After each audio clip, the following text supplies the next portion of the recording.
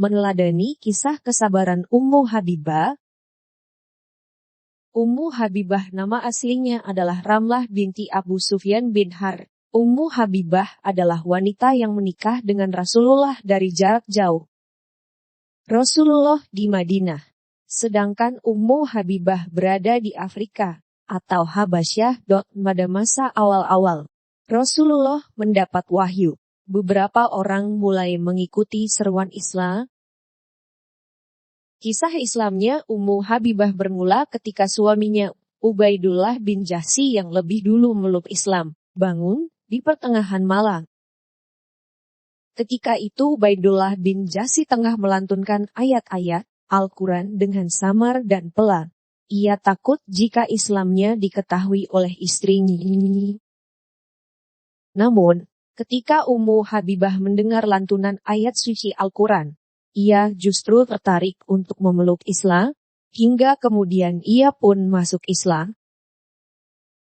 Keislaman Ummu Habibah membuat ayahnya, Abu Sufyan murka, sebab ia adalah salah satu pemuka Quraisy yang paling gencar memusuhi Islam. Umat Islam yang masih minoritas ketika itu harus menderita oleh tekanan yang begitu dahsyat dari penduduk Makkah. Sebab sebagian besar dari mereka menentang ajaran Rasulullah. Karenanya, sebagian umat Islam harus berhijrah ke sebuah negeri milik Raja Najasyi, yaitu negeri Habasyah.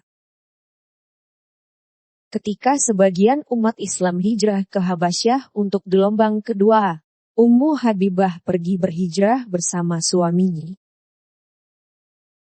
Sayangnya, Ummu Habibah harus mendapatkan ujian yang amat berat.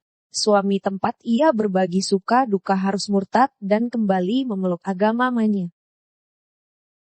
Selain itu, Ubaidillah bin Jahsy pun sangat gemar minum koma, sehingga hari-harinya adalah berkumpul dengan para peminum koma. Ia melupakan keluarganya. Ummu Habibah sangat bersedih atas kembalinya sang suami kepada kekafiran. Ia menjadi sebatang kara di negeri yang tak dikenalinya. Hari-hari telah berlalu. Ubaidillah bin Jahsy kemudian meninggal dunia dalam keadaan kafir. Sementara Ummu Habibah terus melanjutkan hidup bersama putrinya, Habibah. Suatu malam, Ummu Habibah bermimpi.